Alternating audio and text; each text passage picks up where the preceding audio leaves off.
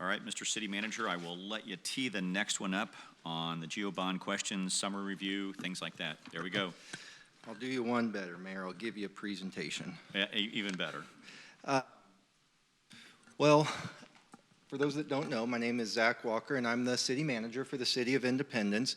And since the Council adopted an ordinance in December calling for a general obligation bond election this April, over the last 5 study sessions, we have had presentations from department directors about each aspect of the questions and the issues.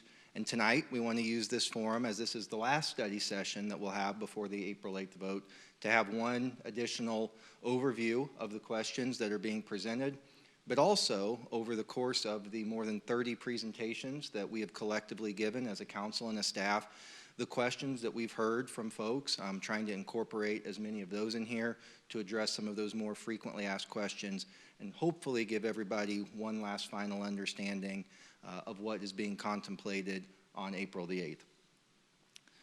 So as a reminder, as I said, in December of 2024, the City Council voted for the first time in our city's history to put a general obligation bond question before the community.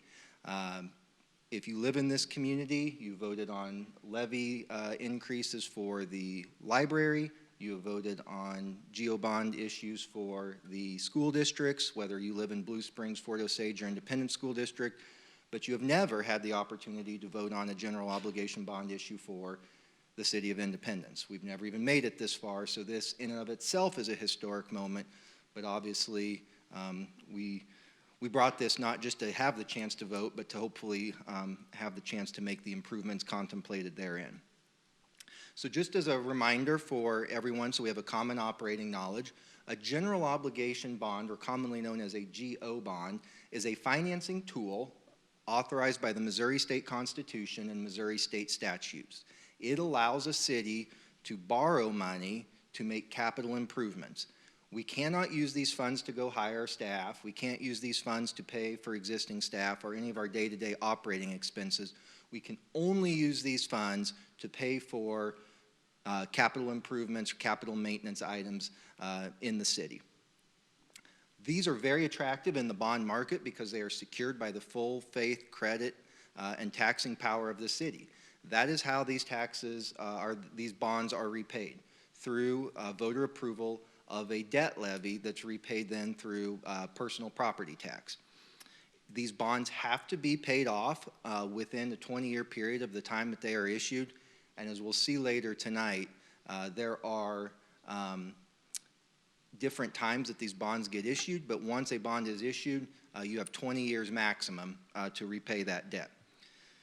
That fiscal impact, as I just said, is phased in over time, so the amount that is approved by the voters won't necessarily be fully issued by the city all at once. We'll issue debt commensurate with when we're approaching or implementing a project. So this tax impact that we discussed tonight won't hit you instantaneously. This is something that will be phased in and then phased out over time as repayment is made. This is a very common financing tool used by cities in Missouri, and particularly the cities that surround the Independence. So much so that I put together this chart that shows the cities around us. Every city has a maximum debt levy that they can utilize. If you compare the cities that generally are here in eastern Jackson County or this eastern side of the metropolitan area, every one of those cities except Independence has some portion of general obligation debt on their books today. This is reflective of each of these municipalities' last annual comprehensive financial report. So this is not necessarily the amount that they've ever approved, but it's the amount of debt they currently have on their books. And what you'll see is when you average out these municipalities, the current debt that's on their books for general obligation debt is about 21%, so a little more than 1/5. Independence, again, 0, because we've never even voted on one of these. And one of the most tangible ways I can show you the impact that this has, that the way these communities are investing in themselves versus Independence with no general obligation bond debt, is in population. I think we've all heard the question before, why don't we look like fill in the blank city? Well, if you look at the last 3 decennial census that have been conducted, almost every city on this chart has double-digit population growth, except for the city of Independence. In fact, the Census Bureau estimates that since 2020 to 2023, we've actually here in Independence declined a little bit in population. The only city of these on the chart that have had that outcome.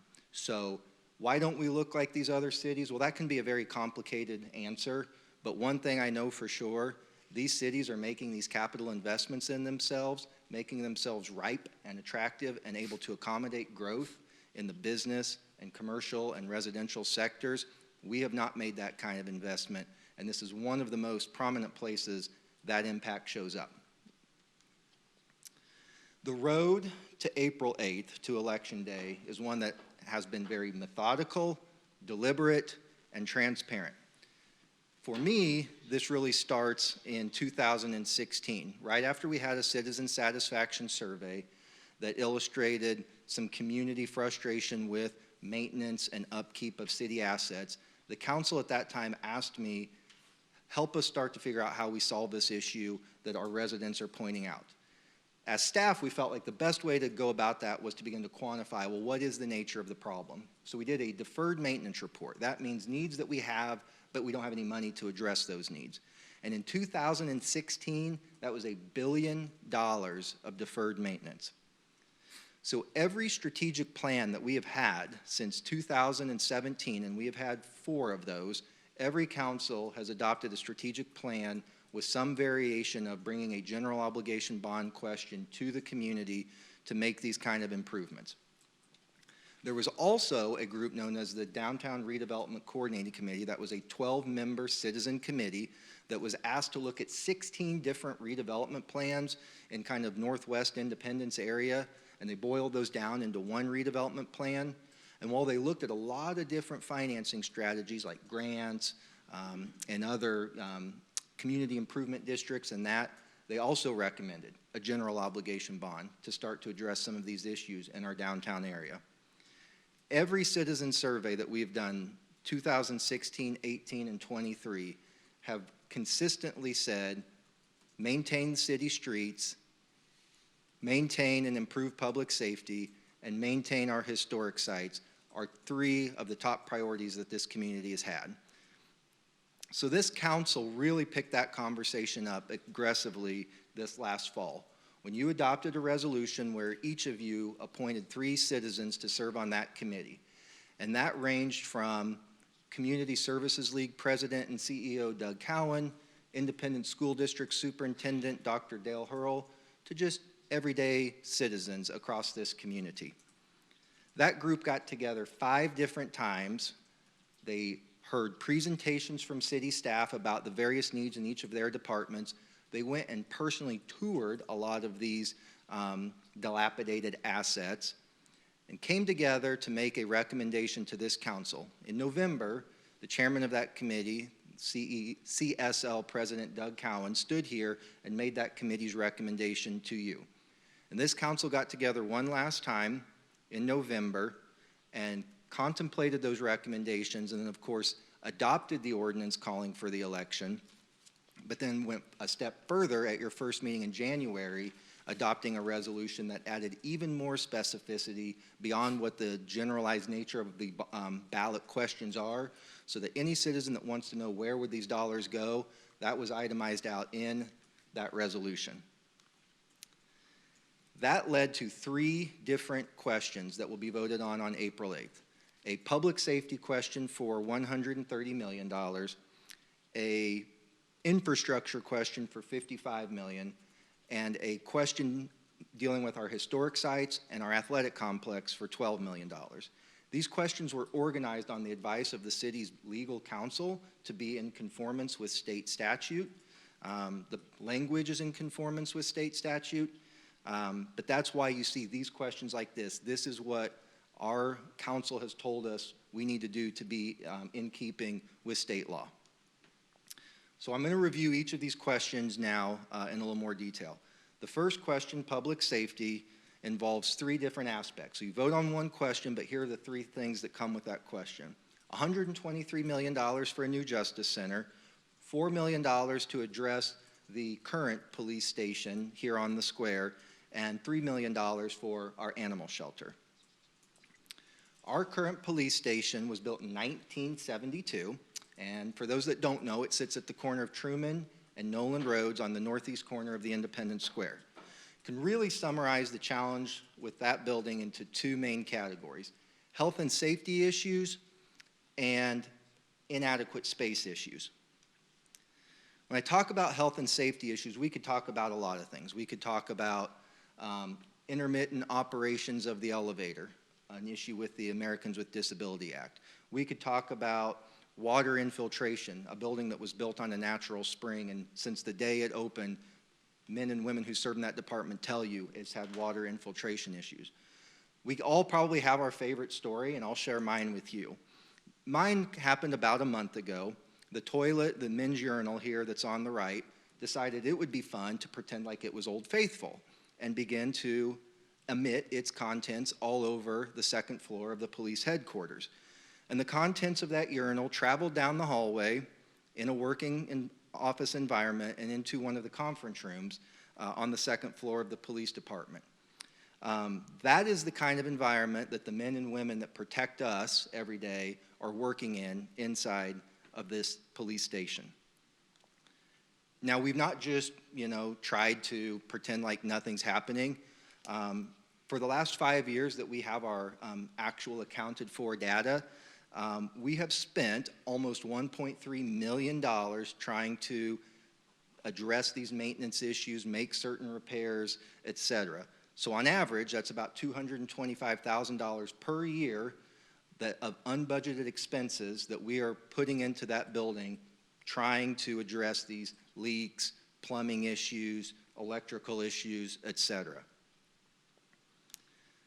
The bond issue isn't just addressing the police station, though. We have two other facilities that our police department use that were not purpose-built. They are second-hand facilities. Right down the road from City Hall here is a building that we call the Peniston Building. That's because it used to be operated by a construction company, the Peniston Construction Company. That is where our motorcycle unit is at, our accident investigation unit, and our bomb and SWAT units. You can see in this picture, we've had a very wet winter, a lot of snow, a lot of rain. Not too long ago, the erosion from the hillside at this Peniston building forced a Jersey barrier to fall off where it was resting and landed on one of these vehicles. That might not seem like a big deal, but this car isn't just here because we're storing it. This car is here because it was involved in an issue that our police department is investigating. So this is damage to evidence that was in our possession. This bond issue would also address our canine unit. Some of you may recall that the city's previous animal shelter was out on Vista Drive. We didn't leave that animal shelter because we just felt like it or we had extra cash sitting around. That was a building that had some serious space and sanitation issues in it as well. Now, canine officers aren't in that building all of the time, but again, it's not purpose-built and it's not big enough or frankly safe enough for the folks and the animals that are in that facility. The other issue then is the space issues inside of this building. As you can imagine, policing has changed a lot since 1972. It's a lot more equipment-heavy business than it used to be. So we have a lot of computers and cameras and all sorts of radios, things of that nature coming in, and we just put this stuff, frankly, where we can find room. The picture on the left there is actually one of our deputy chief's offices where we are storing mobile data terminals before those can be installed. The picture on the right is our property and evidence room. May not know this, but evidence has to be kept forever. In case there's a break in a case or somebody wants to appeal. New cases are coming in all the time, and again, we're at capacity, so you can see what the property and evidence room looks like there with that much evidence stored in one confined space. To sort of put a number to this, I went and looked at the police stations around us. Some of you probably know Kansas City Police Department works off a regional policing model, so they've got stations, patrol stations throughout the city, so that's why you see more of those here. But the average station around us was built in 2015. Ours, again, opened in 73, built in 72, opened in 73. What I think is really important to look at is the square footage and the number of personnel that are inside of that building. When you make the average comparison, these other departments have 1 employee for every 628 square feet, where our department has 1 for every 377. So almost 50% the size of these other departments around us. Now, I did have somebody at a presentation last week mention, well, you didn't put the police headquarters in Kansas City on here.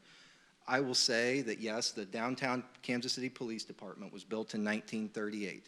In 2014, it underwent a $40 million renovation to take it down to the studs and to add space in it to where that is now a 115,000 square foot building. So even that property, the historic downtown Kansas City Police Headquarters, has also had millions of dollars of renovation within this last decade.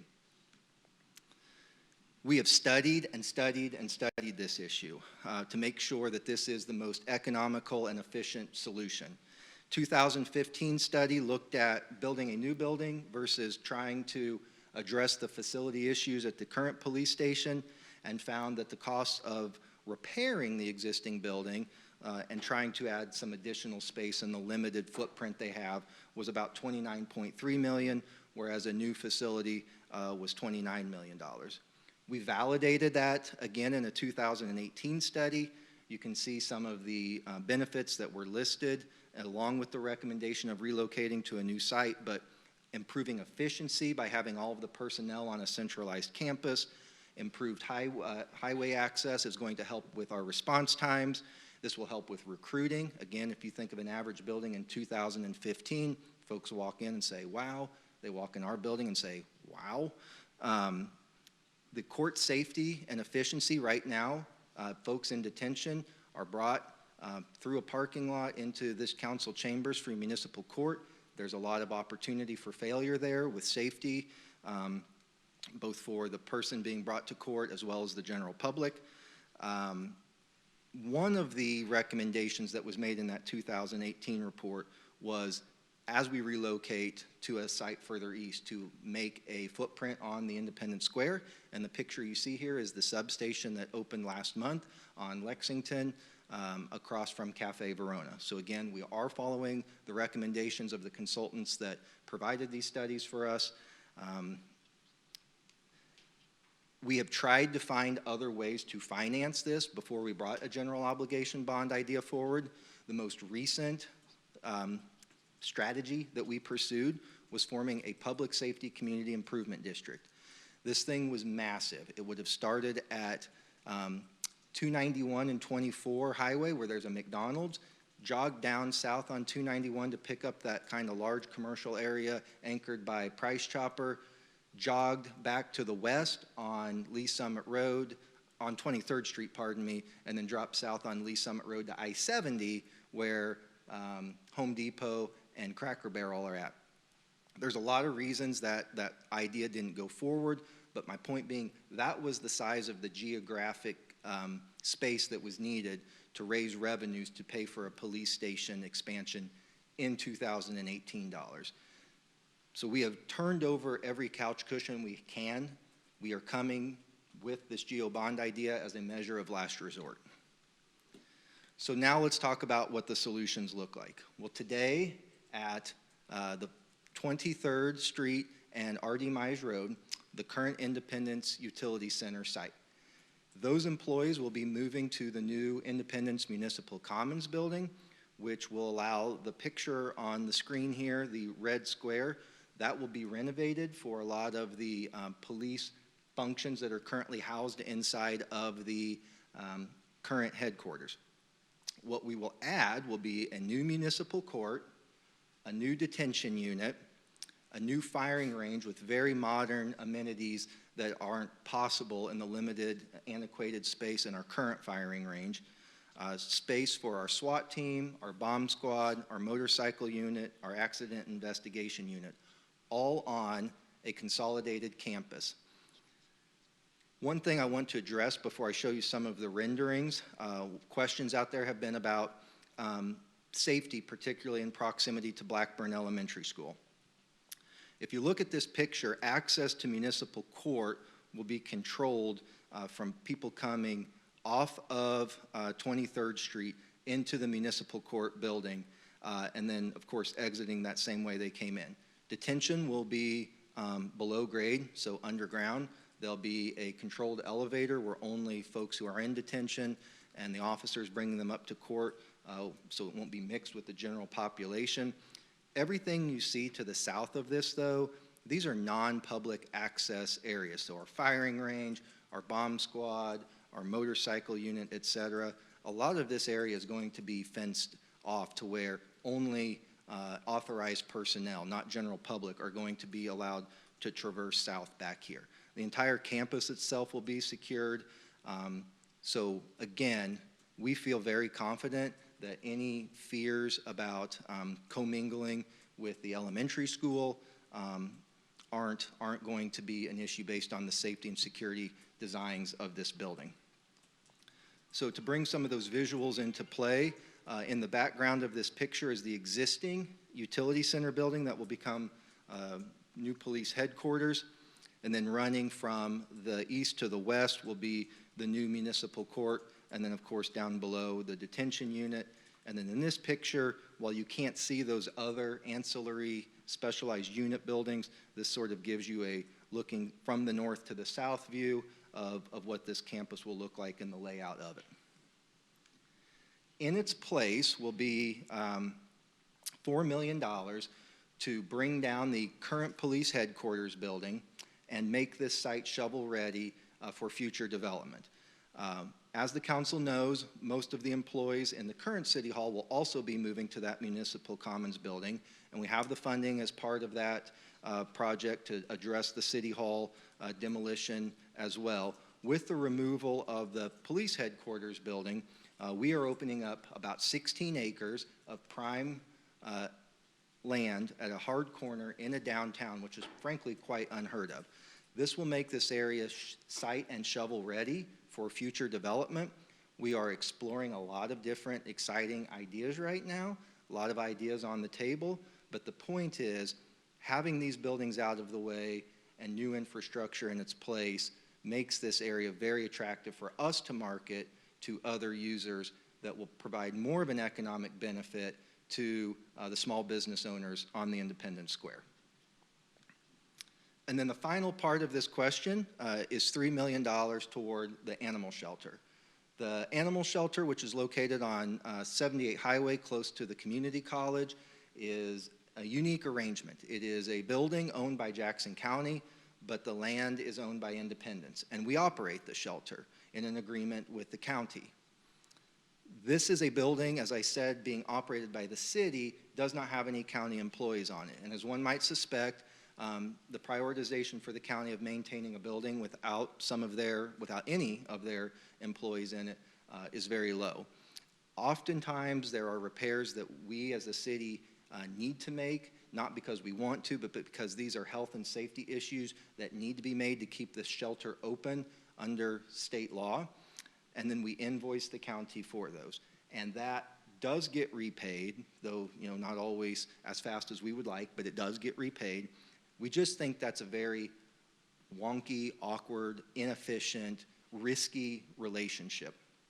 So with these funds, this money would allow us to pay off the debt on that building and put that building into the city's control. These are conversations that would need to be finalized with the county about the condition of the building, but right now we can't even have that conversation because, as you might imagine, no one's going to take you serious when you don't have money in hand. With the approval of this question, we would have that money. We're able to have those conversations with the county. I feel very good based on the conversations I have had with my peers at the county about this, but they are very adamant that we will formalize an agreement with you once we have that money in hand. If this question weren't were to pass, but the county decided for whatever reason they don't want to make that arrangement, then we're actually no worse off than we are standing here tonight. The city would not draw down these funds, and this is not debt we would owe, and this is not money that would then be spread out on a taxpayer's bill for repayment. So really, I view it as a win-win. Either we're able to finalize that agreement, or we're not any more out of hand than we are today. Okay, question 2 is the infrastructure-related question. The first part of that is $30 million for street reconstruction and overlay. Right now, we have $430 million of deferred maintenance, which is, again, projects that we don't have any funding for. We have 1,200 lane miles that we maintain as a city.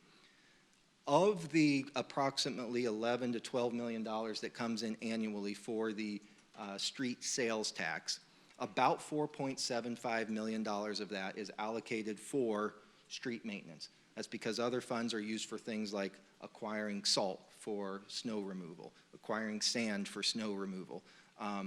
The grants that we get at this, from the federal or state government that require a 20% match, they come from here. The debt service for the 20 new snow plows that we bought are paid out of here. So $4.75 million is set aside in the current fund for street maintenance. If we could just pause time and all the streets would stay in their current condition and nothing would get worse, at this rate, $4.75 million into $430 million of need, it would take us 91 years to get all of those streets up to where they need to be. We know that's not the case, though. We live in the Midwest. Streets deteriorate, so we are falling further behind every year. This approval of this question would give us $6 million per year for each of the next 5 years to help accelerate the rate at which we're making maintenance repairs to the streets in this city, and really help us get caught up in a much more aggressive manner and allow us to use our maintenance funds more for, our street sales tax monies more for maintenance and not trying to catch up so much on these major repairs. Okay, $10 million of this question would go towards sidewalks. We met with the superintendents of Independence and Fort Osage and asked them, if we were to construct sidewalks to schools in your districts, what would be your priorities? And Independence identified 5 schools in their district, and Fort Osage identified 2 of those. With this money, we would be able to build sidewalk connectivity. Our estimate is within a mile radius to each of these 7 elementary schools. Now, one of the questions that we heard, I believe just yesterday, was, well, why doesn't the school district build these sidewalks? Well, like us, the school district can only make repairs with their money to properties or facilities that they own. What we're talking about here is sidewalks that extend beyond the campus property and into the neighborhoods so that children have sidewalks to walk on to those schools. This is either going to repair sidewalks that have fallen into disrepair or add sidewalks where they don't exist. Perhaps one of the best examples of that is the Castle Park Elementary School in Southwest Independence. There's a lot of narrow streets through there that don't have sidewalks and a lot of children that walk along the shoulder of the road there. This will improve the safety for both the pedestrians and those children walking to school by getting them off the side of that road and onto a sidewalk as they're coming to and from the schools. The final part of this question is $15 million for bridges. As we sit here today, 5.5 bridges in your city are closed. I say and a half because the bridge at Chrysler Avenue that triangulates with Winter and Lexington had a lane of traffic closed about a month ago. So that leaves 7.5 bridges that if we don't address within at least the next 7 years, we as a city know they're deteriorating at a rate that we're going to have to close those. This $15 million would allow us to repair or replace all 13 of those bridges. Now, right now, again, going back to the street improvement sales tax, we set aside $150,000 a year, mostly to do some redecking or patching on bridges across town. So if we could keep any bridge from deteriorating further, that'd be 100 years before we were able to get just these 13 bridges caught up. Again, that's not reality. These other bridges are deteriorating as time goes on. So $15 million is going to allow us to get all 13 of these bridges cycled through. I'm not going to read this, but what I want people to take away from this slide is these are the projects that we know we'll address with this bond money. These are the current project estimates that we have for these projects. This information, in addition to being on this slide, is out on our website. It was shared by Ms. Lisa Reynolds in the last study session presentation to you. So anybody who wants to take a deeper dive on this, this information is available to you. We've heard a lot from folks on our speaking tour about, well, I already pay a street sales tax. What's happened to that? Well, that tax approved in 2002 and went into effect in 2004. Since that time, there's been several factors that have diminished the spending power of that fund. Inflation, cost of materials, cost of labor, both have gone up, yet we still collect a half-cent sales tax. So the expenditures have increased at a rate faster than what revenue has been able to keep up with. Construction costs, again, asphalt, concrete, steel, all things that have increased in price, all things that if you're tracking the news right now will probably continue to increase in price. Declining real revenue growth. People aren't spending always at the same, we've been through a prolonged inflationary period. These revenue funds, particularly sales taxes, are highly susceptible to changes in the market. We aren't collecting revenue growth at the rate that we once did. The shifts in consumer spending, that refers to the rise of online sales tax. And of course, if you know, Independence approved its use tax, which is great, but there are requirements that have to be satisfied before those sales tax funds can flow to their respective funds. We have to account for 30 new police officers and a minimum amount, about $875,000 for our animal shelter before each of these sales tax collect their pro rata share. So they don't get the direct revenue that they once did through brick and mortar establishments. These deferred maintenance costs continue to increase. And then of course, our city has continued to grow. We've added assets like the Little Blue Parkway. Yes, I've heard from all of you in the city that the Little Blue Parkway is in terrible condition. But those are examples of roads that we've added to the network since 2002, but we've not necessarily added to the revenue stream to maintain those. So the final question, question 3, again, historic sites in our athletic complex. $7 million of this question would go to the Truman Memorial Building, the Vail Mansion, and the Bingham Wagner Estate. These are 3 facilities in particular that are very unique to our identity and independence. These are facilities that draw people from across the region and the state and the country. They are also just part of our community fabric, kind of the way we mark time. The annual Strawberry Festival at the Vail, the Craft Festival each fall at the Bingham Wagner, the various events, family events, birthdays, weddings, etc., at the Truman Memorial Building. If we want to continue to have these assets in our community for the next generation to enjoy, we've got to invest in them. If you know old buildings, you know old homes, they are costly, a lot of maintenance and repairs. These funds will help ensure the survivability of these assets for the next generation to enjoy. And then the final part of this question and the final project in the bond is $5 million for the athletic complex. This site sits on 291 and Salisbury Road. It opened in the mid-2000s. It's a wonderful facility, 165-acre with all manner of sport offerings, soccer, baseball, softball, and football. Even has an amphitheater and walking trails out there. Its challenge is it has not had significant reinvestment since those mid-2000s. We believe that this is a critical investment in our city because of the rise in the youth sports market. If any of you have children or grandchildren or know somebody that does, you know that they travel to soccer games, baseball, softball games, etc. We believe with this highway access and the sheer size of this complex, there's no reason Independence cannot be competitive in this market. And having people stay in our hotels, eating in our restaurants, shopping in our stores, paying sales tax that gives us the revenue we need to provide basic services for our citizens.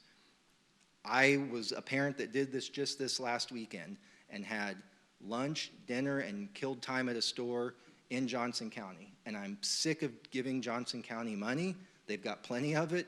I'm ready to have those folks come and see us and spend money in our community so that we can give services to our town. So how much will this cost? Well, we are showing this in terms of per $100,000 of value in your home. If all 3 questions were approved and at the full amount, so all the projects have been completed, this would be $156.40, or about $13 per month. I'm going to give you a little more detail on that in just a moment. But an important caveat before I go on. If you are a senior, age 62, and you applied for the Jackson County property tax credit, you will not pay for these projects. So the only way I know to directly say this is you can vote for all 3 questions, enjoy the benefit of all 3 questions, and not pay the tax liability for these 3 questions. We have made our financial estimate that I showed you on the last slide based on data from the county about the number of taxpayers who are exempt. So we don't expect a massive boon in that because of the exemption to the seniors who qualified. We've accounted for that. But I cannot stress enough that these qualifying seniors will not pay for this tax increase. So I want to give a little more detail to this question. Councilmember Vaught and I were in a garage, which sounds really weird when I say it out loud, but we were in a neighbor's garage yesterday for a homeowners association meeting, and somebody was, suggested, could you please give the granular breakdown of how these questions work? So if all 3 questions were approved, you can see question 1 would be 54 cents per $100 of assessed valuation. Question 2 is 23 cents, and question 3 is 5 cents. So that means at full implementation with all 3 projects approved, 82 cents per $100 of assessed valuation. And you can go left to right on the chart here and see for every $100,000 of residential assessed valuation what the annual tax liability would be. So to drill down a little further, no one can ever say we weren't transparent here. Here's my house. My house, when I go to the county website, has a total market value of $211,090. That is not what Zillow says my home is worth. That's not what my realtor says my home is worth. That's not what I tell my neighbor I think my home is worth. That is what the county on their website says my home is worth. That's the key that everybody needs to look at. In state law, residential property is assessed at 19%. So when you take 19% times my home's value, I have an assessed value of $40,107. So at 82 cents per $100 of assessed valuation, my annual cost will be $328.88. But again, another question we get is, well, will that $328 hit all at once? No. This is an example only. Okay, I want to stress that enough. Example only of what a phase-in could look like. If we started work on the Justice Center later this year, and then we completed work in 26, and I'm not going to go all the way through this, but you can see when we estimate when different projects would be completed.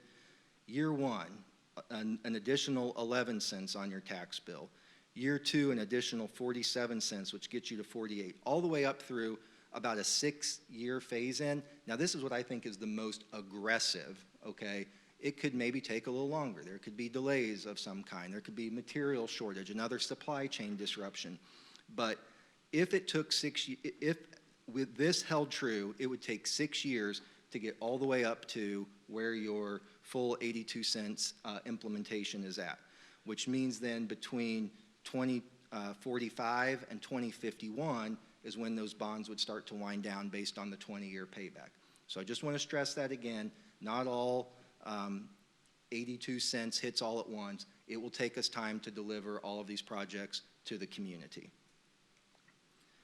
I think a frequent question you have all heard when we've been out visiting with different groups is, well, what if this doesn't pass? What if we continue to wait? And the question can be answered very simply. These problems will not go away, but the cost will continue to increase. Our streets aren't going to magically heal themselves and get smooth. Our bridges aren't going to regrow where holes have opened up in them. The police station's not going to pop up like a mushroom into a bigger building. These are problems that will only get solved with new funding. We know, based on data, that the cost of doing projects is going up. The Department of Labor, the Federal Department of Labor, says that non-residential buildings, so our historic sites and our Justice Center, the 30-year average per year increase is 4.7%. So every year we wait, these projects get almost 5% more expensive over the last 30 years. 2022 alone, we saw an almost 13% increase. Non-building infrastructure, streets, sidewalks, bridges, all of that, have gone up by almost 4% per year over the last 30 years. So to just drive that home graphically, you can see the massive disruption that we saw in the market post-COVID with the supply chain disruption, where cost that 2022 increase of 13%. Now there's been some easing of late with a return to normalcy in supply chain. But again, I think many of you have kept up with national news and conversations about what's happening in the market and potential conversations around tariffs. So we believe that these costs will only continue to increase. The contractors, the engineers, and construction managers who've been working with us to prepare these projects have told us that the annual increase that they are forecasting is about 6% per year. So take your number, 4 to 6%, but what we know, every year we wait, these projects will only be more expensive, but the need is not going away. I know it's very important in this community, and it should be, but to ensure that these dollars are spent the way they are promised to be. There are 3 different ways right now that the council has identified for oversight of these funds. One is to have quarterly reports made to the council's Audit and Finance Committee, chaired by Councilmember Fears, to bring in information about how much money has been borrowed, what projects have been funded, and what are the status of those projects. Then that report would be made annually to this council in a public meeting with the reports, of course, made available. And finally, we think it's wise to report to the various sales tax committees, like the Street Sales Tax Committee as an example, to show them how much was done in street maintenance with sales tax, how much in bond dollars, and then the volume that was completed so that they can get an idea of the totality of the impact. So right now, 3 different ways, 3 different sets of oversight groups to ensure appropriate spending of those funds. So as I close out, again, 3 questions on the ballot.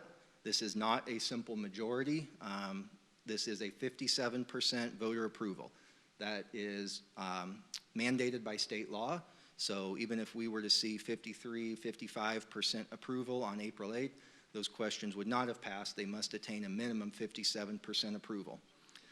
Election day is April 8th, but as a courtesy, I will remind folks that beginning tomorrow, under Missouri law, no excuse absentee voting begins.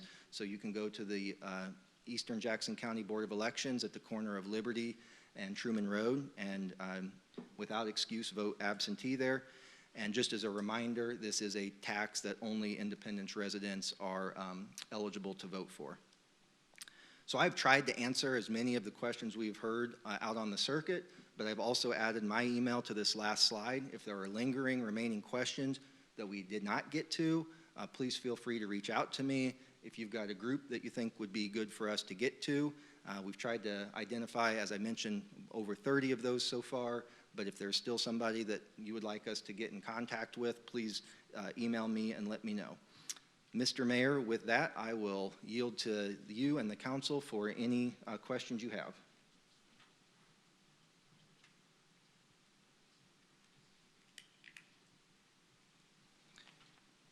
Anyone else? Other questions? Please proceed. Mr. City Manager, we have done tours of the police department, and I'm just wondering, we have 2 more set up, and do you have those dates to share with people if they'd be interested in coming? Let me ask Deputy Chief Peterson to pop up here real quick. I know we have one on March 26th and then again on March 29th. It was the times I was a little unsure of, Right. and he's, Okay. I think I'm pretty confident that on the 26th, it's 6 to 8, and on the 29th, it's noon to 3, and you can show up for those. Please don't come at 2:55 and expect to get the tour that ends at 3. It'd be a very short tour. Rebecca is fact-checking me to be sure that I've got my dates and times right. Okay. I'm relatively confident those are correct. Dates, yes. Let me get your times. Okay.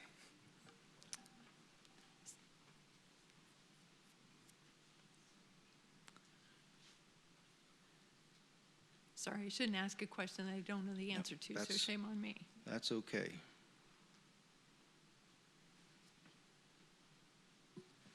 Mr. Mayor, just a comment while we're waiting, if I Please. could, since we're waiting there.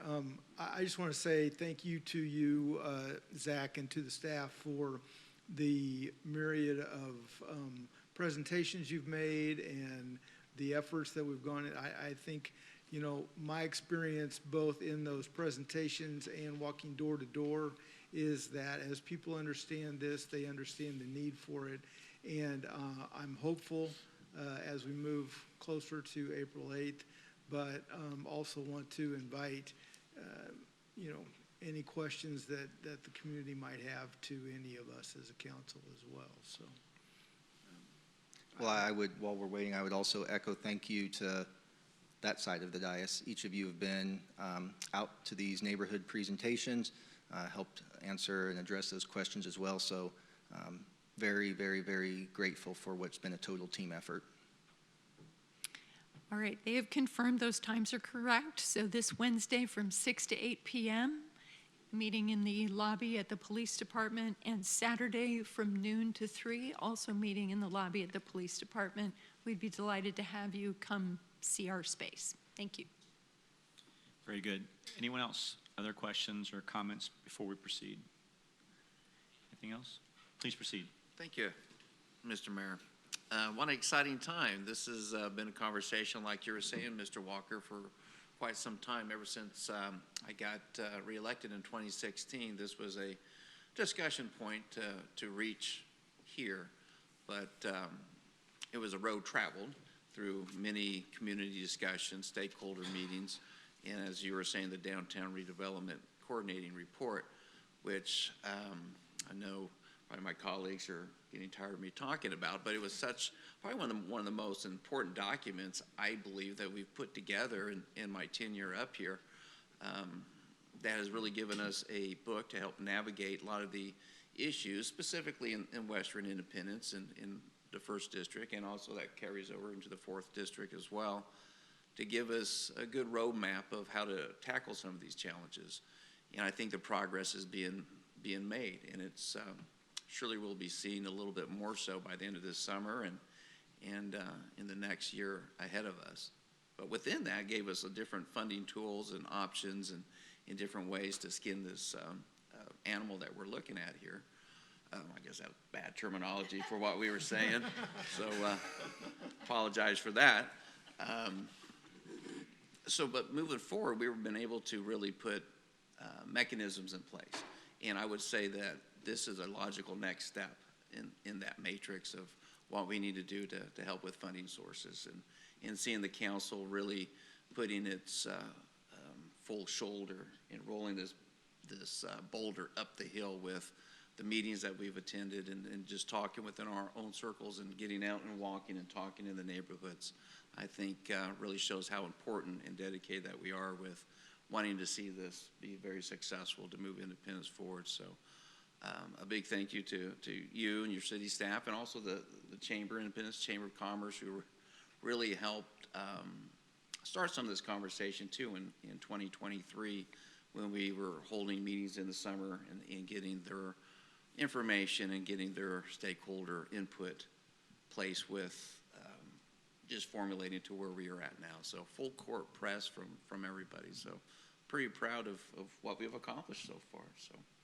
thank you, Mr. City Manager. Thank you, sir. Thank you. Anyone else before we wrap up? But thank you again for the presentation, and well done, and lots of facts and figures for people. If they want to know everything about the GO bond, this is the thing to watch. That's it. Everything's there. So, anybody else?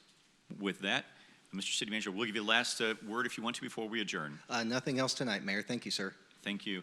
With that, we'll call the meeting adjourned. Thank you.